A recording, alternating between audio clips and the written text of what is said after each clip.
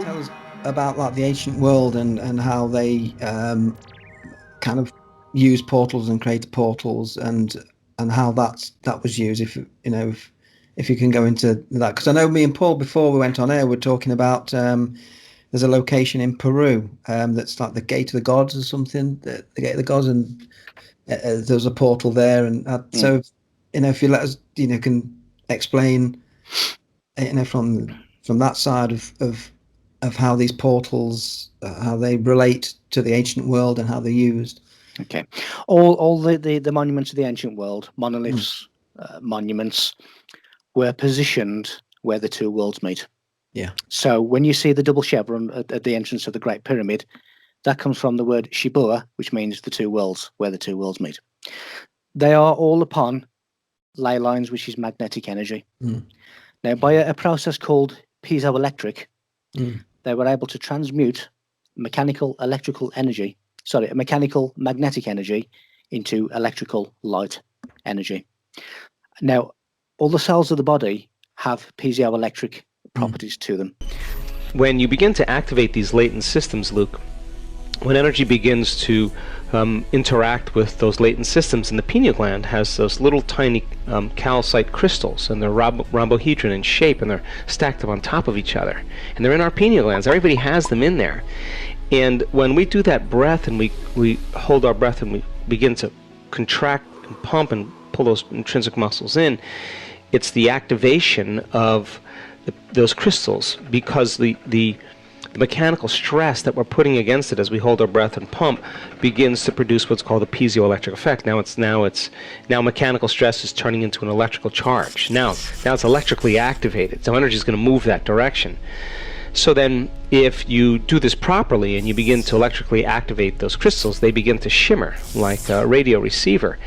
And if you can suppress the neocortex by dialing down the brain waves into a low level of alpha and even theta, and the person knows how to be conscious in their subconscious mind, and now the antenna's on, now you got to learn how to use it. You got to learn how to tune into frequencies and energies. So what they were doing through frequency, through the transmutation of energy, they were creating a light body, and they were actually going through portals, which they were creating with these monuments. So that they were basically transmuting sound into light, and that is why all of these were resonance chambers. So why is the likes of Stonehenge circle? Because in a concentric circle, the sound wave is equal in all directions, and they were transmuting magnetic mechanical energy into electrical light energy by a piezoelectrical transmutation of energy, and that is how they were able to make themselves into a luminescence, and they're able to go through the portals that these monuments were creating through sound. They were able to travel the planets, come back, and that is where we get the name the Shining Ones, because they came back from the stars. They were star walkers or skywalkers, but they called them star walkers because they were able to go through portals. And again, we've been to Stonehenge. We heard Donna make the stone sing. Yeah. At certain frequencies, you open gateways. Now, different frequencies open different gateways. Now, Stonehenge relates to Saturn, because Saturn controls rocks, it controls stones.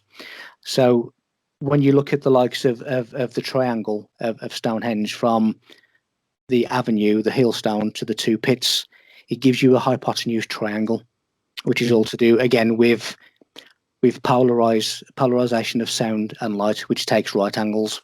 Right angles are important because it's 90 degrees. 90 degrees, the 90 degrees of separation, shifts you from dimension to dimension, from grid to grid, transcends time, and basically it is a consciousness expansion. Why do UFOs suddenly go at 90-degree angles? Because they're shifting realities, and that is done at 90 degrees. So, excuse me. Let's have a drink. Got so excited. So that in essence is what they were doing. They were transmuting energies. Wow. I mean, I've read somewhere that the piezoelectric that these are found like with near quartz, where there's quartz, because does that transcend it quite well? There's like certain minerals and that. Yeah. They can do it as well. They can like use the piezoelectric, is it called? I mean, it's just that's fascinating, really. I mean, so I mean, getting to quite a basic question, because I think a lot of our viewers will probably, want to know this about the pyramids. Is what is the true origins of the pyramids, and of course who built them, and is, I know we get with a lot of people, that's a question that people kind of debate over, don't they? Really, who built the pyramids. So how does that, what have you learned about what relation to the origins of the pyramids? The builder of the pyramid was the creator of the universe, because there's certain codes within the pyramid that are a numerical fingerprint to the creator of the universe. So the creator is not the God of the Bible, because that is not God, but the creative mind that created the universe as a mathematical numerical sequence is the creator of the pyramid. And as I say, there's codes in there, that there's numerical codes in there that point to the mathematical creator. So that really, it's not extraterrestrials, it's not Egyptians, it's not Hebrew slaves that built them, because they are basically other dimensional frequencies and other dimensional, really, really special energies. So it's the creator of the universe that has put them there. And when you look in the Great Pyramid, which represents the future, you will see a code in there that tells you that the future of man is a golden age. So regardless of what is happening now, regardless of what people have planned for us, it is written in stone, the true Bible, the word of the creator, that man will come back to a golden age. And that really is that the last golden age we had was when Leo, the Sphynx, took us out of the Ice Age. So the pyramids were there at the last Ice Age, and so was the Sphinx of Egypt. So they're not 3,000 years old. They brought us out into a global golden age. And that really, that is Leo, the tribe of Judah. And when you look at people have debated over the size of the head of the Sphinx, saying it must have been replaced. It's the correct size. It is that is correct. It's not been replaced. It's correct because it correlates to Leo. When you look at Leo, you see that the head is smaller than the body.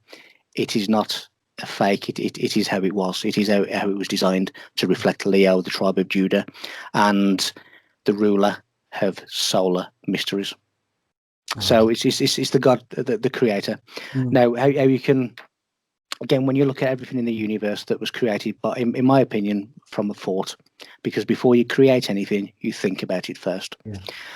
Now that thought became a manifestation of the things that the creative force imagined itself to be, which is what we now exist within. This is what it imagines itself to be. We are now understanding what we believe ourselves to be by the likes of duality, which gives us a perspective on how to understand things. So if I turn around to you and say, do you feel well today, Johnny? And you say, yeah, I feel brilliant. How do you know? Because at some point you felt unwell. So there is a comparable, and that is duality. That is how we can understand and put things into perspective. Now, when you look at mathematics and physics, mathematicians, etc., use certain equations, quantum equations, mathematical sequences to come up with a formula for different things, for creation, to explain things, to, for argument's sake, if I put my finger there, through Planck's equations, it can predict mathematically where my finger will end up. So it is basically an equation that will predict the passage or the transit of something. But they also use imaginary numbers which don't exist. Now, they have found that the likes of square root -1 is an imaginary number, but they use that to connect numbers that are real, that they do know. Now, an imaginary number can only exist in the mind. So therefore, a machine does not know about imaginary numbers. But yet there are imaginary numbers that are part of creation. So therefore, creation was in the mind. So when we were created in God's image, we were created in God's imagination. So we are all sparks of the central fire, of the central flame. Wow, the kind of the conscious, the universal conscious energy. I suppose that's what Yes. we're just imaginations little of that. That's like I say, sparks of it. It's quite incredible, isn't it? This is it. I mean, imagine it. The imagination is a powerful thing. And it's same with words. People don't realize how powerful words are. The energetic values of words. Which of course I know you've looked into the meaning behind words and the energetic value of it. Like, is there any examples you could give us of words that we use every day that have these kind of powerful energetic values to them, that apply to them, that subconsciously we know, but obviously consciously we're just not aware of it. But it's there, isn't it? It's all there. I mean, there's I mean, every word that we speak is really a vibration. It is a. Yes. So I mean, for argument's sake, when I talk about astronomy and the stars and how the ancient prophets were astronomers, just look how many words that we use in modern day language. If I turn around to you now and say consider, that means know the stars. If I turn around and say there's an impending disaster means bad star. When we have a child, we call them a youngster. That is a young star.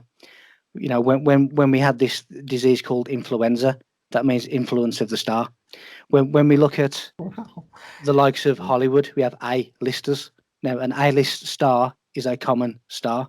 So whichever word you wish to analyze and look at the origin of, everyone has a vibration. And that is why when you look at the likes of the Hebrew alphabet, it is tonal. It is a light language, because they understand that the vibration and the light, etc., is the passage through and the passage out. So any particular word that you wanted to look at, you would have the same kind of thing. And again, it depends upon what intent you put into that word. Yeah. Because the words, can destroy people. Now, where does the word come from? It comes from the voice. It comes from the throat chakra. What is also within the throat chakra? It's Adam's apple. Again, we are talking about the fall of man, slander, diabolos, to become like the devil. So it's all connected, and any word is a vibration. You depend upon the tone, depending upon the intent you put into that word, depends upon what is received by the person who it's intended for. I mean, there's that experiment with cooked rice. They put like good and evil on it, and then they put the attention on each of that word, and you come back and the one in the good one is still pretty all right, and the other one is just gone off. And this is something we can do. We can test this. It's not like this is just something we don't know is true. Of course it is, and and it's. I remember telling that to someone when I used to work at Thornton's, and they went and did the experiment, and they did it right, and they were like, wow, and it just blows people's minds, but it's there, and this is a common fact. This is a factor in reality, and but people don't see it. It's the power of words, and everything is just that we don't consciously. Most people don't consciously see it, but our subconscious, of course, does. And that's what it impacts on generally. It's great, fascinating stuff. I just want to go into like when I went into like serpents and dragons and that. So what are your thoughts on like the reptilians? I know David Icke, used to go on about it and everything, and he's been demonized. That's good, demonized for it. Bit of a link there. What are your thoughts on the reptilians and and their existence, and if they do exist, and in what form? In what is it? Just is that like another energy? Is because they're saying you can shapeshift using the energy? How do you, what do you make of the reptilians from your perspective? When you look at the trillions of galaxies there are in existence, yeah, and even modern day mainstream science will admit that out of all of these trillion galaxies, there are billions of potential life as we know it, sustainable planets. Even in our own solar system, we have Titan and Rhea, which is two of the moons of Saturn. They are Earth-like. So there are multiple appearances and multiple different shapes and appearances of extraterrestrials, and there are lots and lots of different races of extraterrestrials. It is simple, really, that when you look at stages of matter, when you look at a liquid, a solid, and steam, for argument's sake, the only difference between them is the rearrangement of atoms. So if you rearrange the atoms, you will get a solid or a liquid or a steam, etc., etc. So you're rearranging atoms. If you rearrange the atoms of entities, you will get a different appearance of entity. My opinion on reptilians is they do exist. They are one of many different extraterrestrial races. I've seen so many things in the last decade, including standing next to a entity not from this world, who tried to give the appearance of being from this world, but wasn't from this world. Now, I'm of the opinion that if red can exist, how can you say that blue doesn't? You know, it's a case of, if one exists, then why can't they all? When you start looking at shapeshifting and things, I was once in the presence of a psychic medium, and it was just a conversation. There wasn't any particular reason we being there. We were friends with her. We were just sitting in a living room having a drink, and I witnessed for the first time transfiguration, whereas something came into her, it morphed her face, her voice was changed, and this was not her talking to me. Now, when you start looking at the likes of high-class rituals, at the likes of royalty and different people get involved in behind the scenes, they are invoking certain energies, certain entities into their vessel. This, for me, is what is really happening. They are basically being used as almost like these entities are the hand, and the queen and wherever is the puppet, and they are, and their hand is the entity that is controlling the puppet. And I think that is more realistic as to what is going on in relation to these rituals. So, having personally witnessed it, I know that it exists. Having personally witnessed an extraterrestrial next to me, 2 or 3 feet away from me, I know they exist. Having personally witnessed countless shapes of UFOs coming through portals, I know portals exist, and I know that unusual craft exist. I've never made any claim as to who were piloting them because I couldn't see. But what I can say is there are things out there that we are not being told about. They are occupying our skies, and they are able to make such drastic maneuvers against the laws of physics that we know that we're either far more advanced than we're being told, or we're being visited. Wow. So, yes, I do believe in them, but I think they're one of many different races. Yeah, I agree with that. That's from what I've looked into reptilians. I'll definitely go with that. Do you think that some of the truth is now starting to come out a bit? Because I know I read somewhere that there's this physicist for NASA, and he found hard evidence of portals being created, and being interaction between Earth and suns, like magnetic spheres and all that. And this is starting to come out now. I'm just wondering if you've seen that, if you have noticed that. Oh, I know you have probably. That some of the truth now is coming out. There's things now. It's coming more to the fore. And it's really up to the individual of whether they can see it, I suppose. But that's what I'm feeling. I'm feeling there's a lot of these things now coming of all aspects, just coming to the surface a little bit more. In recent years, I wonder if there's a kind of reason why you think that's happening. Is this part of the transcending to Aquarius? Maybe is this part of that? Do you think that's what it is? I mean, what are your take on it? I think it's multifaceted. I think that these things are naturally happening. And when you look at when you jump on a waltzer, you go where the waltzer takes you. You have no choice but to go with it. And I see a lot of these things coming in, as I say, where more and more people now are demanding answers. They are. You always get the ones who resist the change, but you have the ones now that saying, I don't believe it. I want to see it. I want proof of it. And I think a lot of the time when you have the likes of the mainstream and the likes of the controllers, they really understand that they can't always control what happens, but they can try and control how it happens. Yeah. And they can try and jump on board and try and steer it and try and, with fakery or illusion or whatever, they can try and steer it to their advantage. But more and more people, yes, and of course, portals have been created by the ancients thousands and thousands of years ago. Yeah. I mean, in 1971, in the place that we stood, there were 5 men, a campfire and a tent in the centre circle of Stonehenge. Now, a police officer and a farmer witnessed a flash of light, screams, and the men disappeared forever. This was 1971, August 71. These people had never been seen again, but the campfire was still there and the tent was still there. These people were taken. And when you hit a certain frequency, you open gateways to a certain place. And depending upon which frequency you hit, depends upon where you go.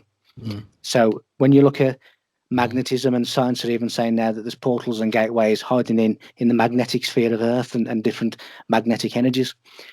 They are. And we even have inside our DNA extra dimensions.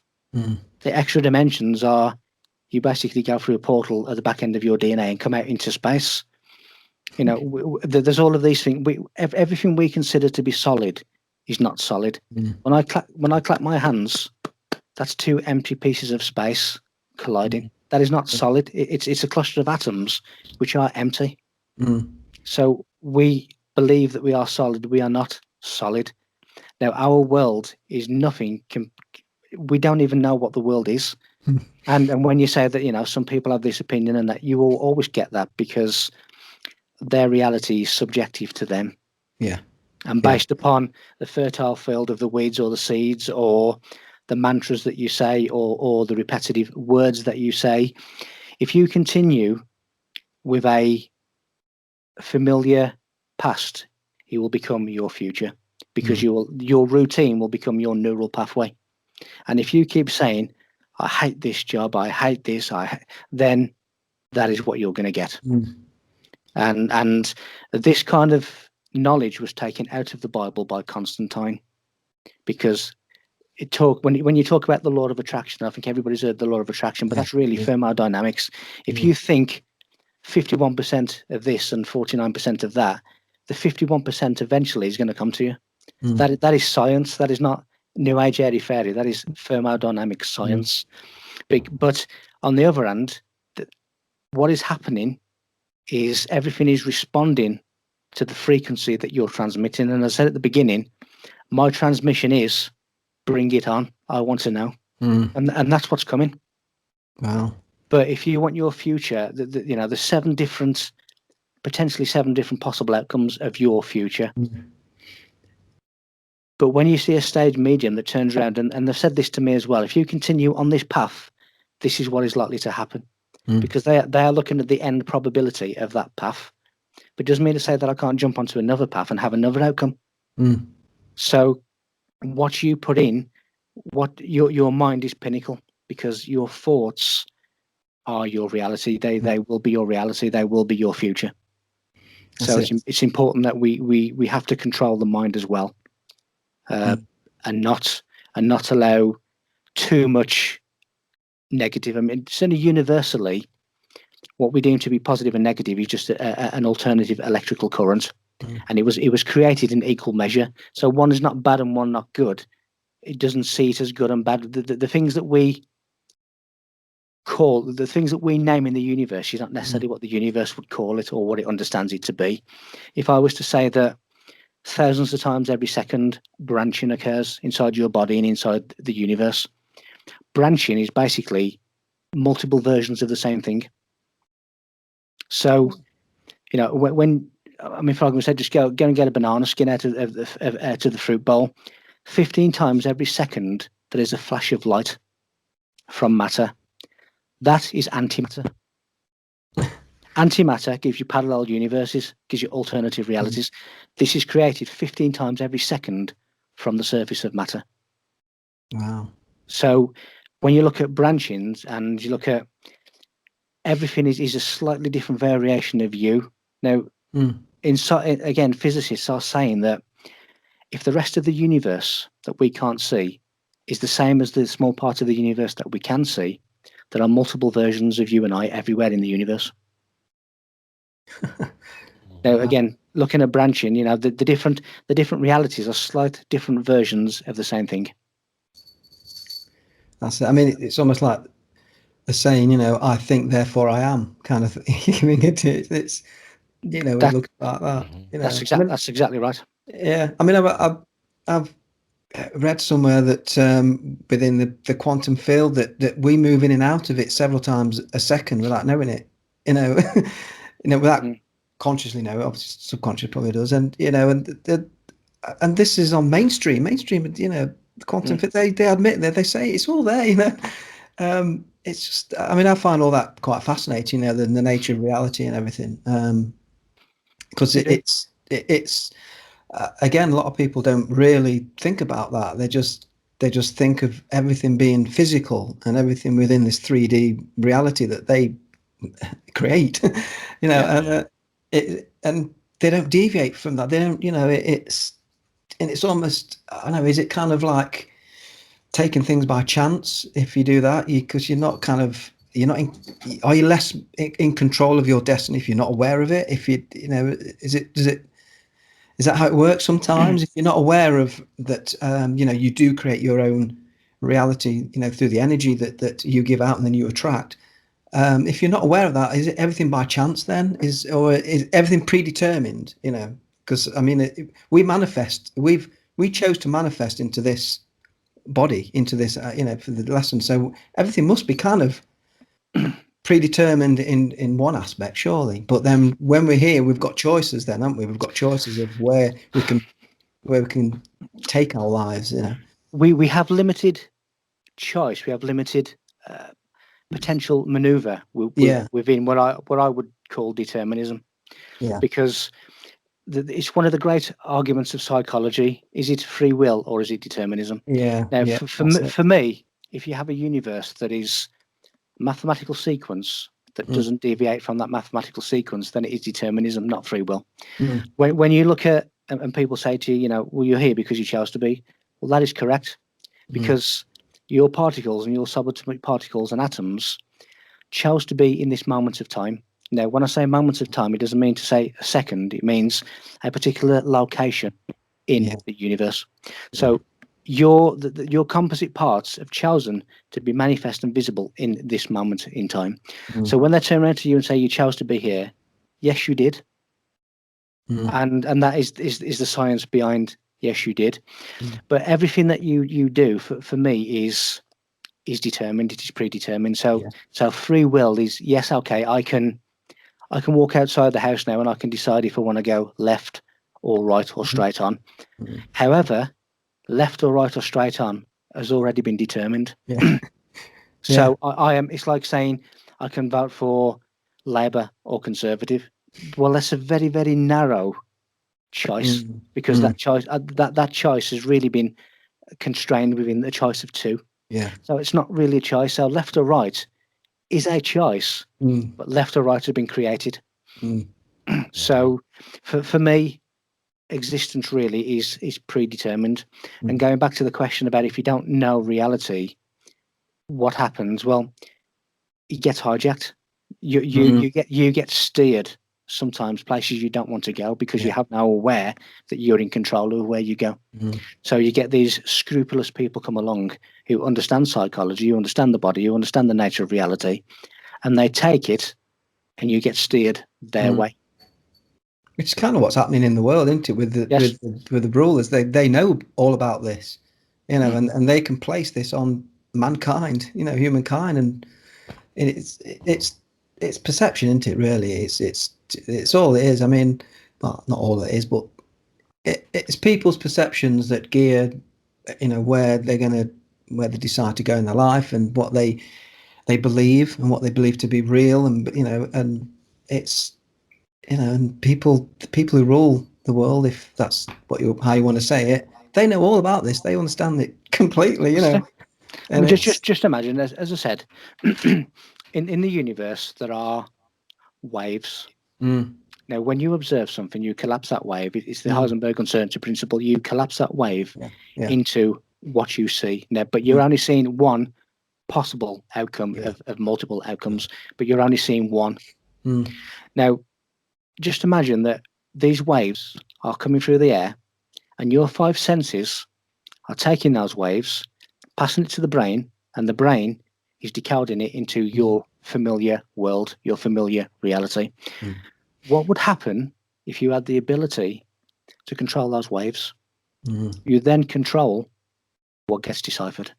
Mm. So really, the reality that people are existing in is a manufactured reality. Yeah. Uh-huh. Yeah. And that is also what is happening. Mm.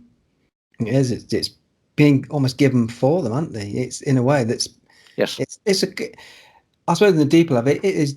That's the control level, isn't it? That's the real deep level of control that they're having over mankind. You know, and there's also you can see all different levels on the political spectrum, but it goes deeper than that. The control of humanity, which is quite it's crazy, really. You know. I don't know if you've got any questions, Paul. No, just one about how to open the third eye a bit more. How to channel. How can we get those skills to get those to become channeling and get those downloads like you do, Michael? You just want to be Michael, don't you? Well, You find me out. everything that we possibly need to know is forever around us. Each of our cells, each follow a universal law. Every single subatomic particle that we have contains every single piece of information that all other like subatomic particles across the universe have. So some people call it the Akashic records, whatever you want to call it, universal data. It is forever around us because we are universal stuff. We are the same. We are exploded stars. We are part of the universe. We constantly have access to this information. In terms of how do you open up certain chakras, they have to be balanced. Now, some people do these things through meditation. Some people do it through balance. Some people do it by learning, which is what I do. Some people do, as I say, meditations. There's not one particular way in which to do it. It's really what suits. So you just need to find a way that you are comfortable with. Some people do it with frequencies because each of the chakra has a corresponding frequency. And if you find not some of the ones that you find on YouTube where they've been dubbed with different music bits, but when you get a pure frequency of the third eye chakra, that connects to the third eye chakra. So it's really a case of finding a way that is suitable and comfortable with you. For me, I can't meditate particularly well because I'm always thinking of something. I can't relax the mind. So for me, meditation would not do it. But for you, it may. And for others, it may, but not for me. So you have to find a way that suits you in relation to not just the third eye, because as Christ said in the Bible, you have to cleanse the seven unclean spirits, which is really your chakras. Once they are activated, once this serpent force is activated, it is activated. If it's allowed through, it's not hindered in any way, not blocked in any way, it will reach the brow. It will reach. That's why the Egyptians have the serpents coming out of there, because he's talking about the correspondence of the serpent energy. If for any reason it gets blocked, then the serpent descends, and that is Satan falling from heaven to earth. So he's then coming downwards. So there's not one single technique. It's really just in your own time, being careful, being sensible, not trying to rush it, do it in your own time. But there's different techniques, frequencies, harmonics, balancing, knowledge. It really does start to open things up when you take this kind of approach. So do you think who's actually giving this information then? Who's doing that to you? Do you think? Who's doing that to you? Who's doing that to me? put that probe away. Well, again, I would say it's several sources. The main source is the information that we can all tap into. Should we open ourselves up to that? it comes to you. Some things are being put there by other entities. Some things I think are being put there and steered by me myself. Mhm. So I think we a lot of the time we tend to disregard the power of self and say that, oh, this word coming to my head, it must be something else. When it's not, that really the center of power is you. Mhm. That is really the most important foundation in the universe for you is you. So a lot of it I think is coming from me anyway, but it's also tapping into information that is forever around me. It's quite clear that I mean what is separate, when we come here and we have this, we get this ego and we see a separation of reality, really, where you think that this is me and that is you, and there's two differences, when really it's all one thing. So we do tend to disregard ourselves. We do tend to disregard our position in the grand scheme of things. So I think a lot of it is just tapping into the information that is there for everyone. I mean, a lot of it, I suppose, or some of it, is breaking out of this current program that we're under. I suppose, is that like one of the first stages is breaking through that, because it keeps us on a very limited kind of level, doesn't it? I mean, what we're under as a collective, as a humanity, we are being kept on a very low frequency, and so breaking through that, I suppose, is maybe the first thing, and then opening yourself up, I suppose, is from there on. I don't know, I suppose, how much you I suppose you want to, I suppose, at the end of it, and you really want to, I mean, I don't know. I mean, I might have a better idea, but I mean, I would guess that the first thing you have to realize is that there is a box and that you're in it. Yeah. Because the whole symbology of our reality is the box, is the cube. Yeah. Now you have the cube of Mecca. You have Isis, the mother, the cosmic womb. Isis is Set. Set is Seta, which is 6, which is the 6 faces of the cube. So our reality really is in the box. So when they say think outside the box, the first thing you need to do is realize that there is one. Because unless you realize there's a box, you're not going to think outside of it. Yes. Once you realize that there is a box and you are contained, and that we are ordinarily contained by 5 senses, by 7 colors, by the speed of light, because the body, the things that do hold the body into some form of solidity can only glue itself together below the speed of light. When you get beyond the speed of light, they cannot glue together, so they separate, and you basically become fragments of particles. You would not be in this form. So really we are stuck within limitations, but that is limitations of the body. The mind has no limitations. So therefore the mind can be anywhere it wants to be and suggest to itself, this is what I am, because what you say you are. So you have to realize that, first of all, in order to address an issue, you have to realize there is an issue. Yeah. And then when you do that, then you can start to expand yourself. Now, when you see again, talking of symbols, when you see the likes of the Virgin infinity symbol, and you show that to someone, and the first thing they say is, it's infinity. Yes, it is. But again, go deeper, because when you're looking at convoluted transmission, which is really the energy from one place, from one world to another, one reality to another in that symbol. But you're also looking at a flow field of evolution. Now, in order for anyone to advance, you must have the space in which to expand. What we currently have at the moment is such restricted space that they are preventing people from expanding. So the flow field of evolution for our evolution is basically being put in diversions everywhere and blocking the roads off. So you need to understand that there's an issue in order to escape the issue.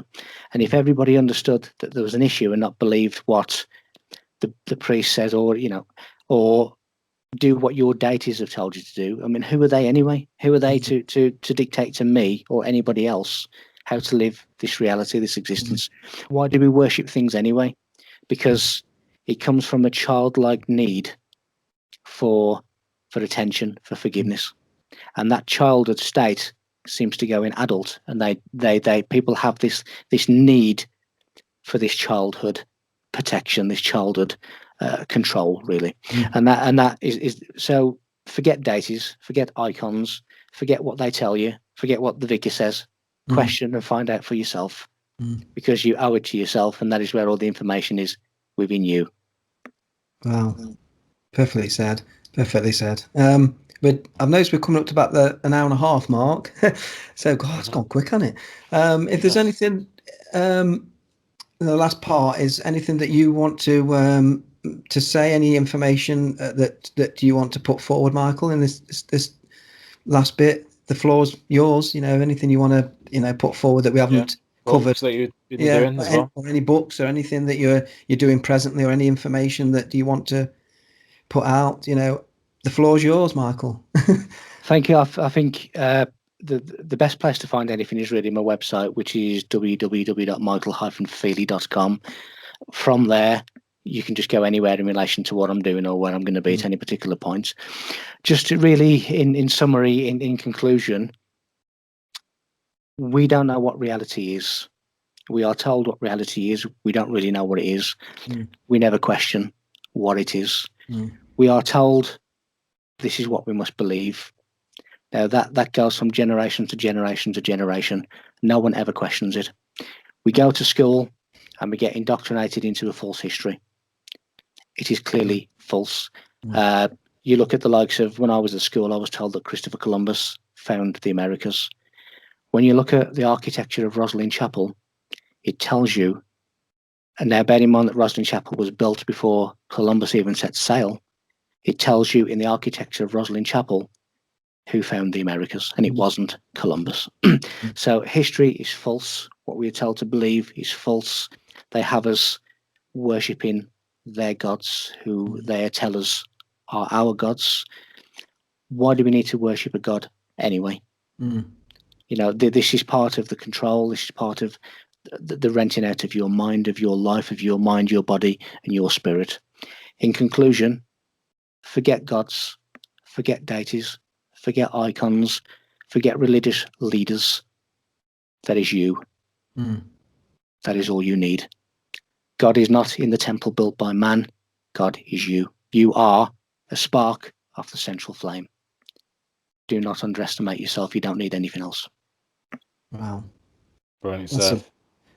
That's a wonderful place to end into that. Fantastic. Absolutely. Fantastic. It's been an absolute pleasure, Michael. It's just flown by, and it's I've just been brilliant. It's been an absolute pleasure, Michael. Thank you for coming on today. I hope that at some point we can meet up properly and do this properly, at some point, so that'd be great. But thank you again, Michael, for your time and all, the knowledge that you have and the information that you've shared with us today. It's always great, to have you on, our planet. It's, it's always great when you come on. It's, we always get some great information, and you're a great guy too. So it's brilliant. Absolutely. Thank you very much, Michael. Thank you. No, thank you, Balf, and anytime. Thank you. Thank you very much. Thank you. Thank you. Bye-bye.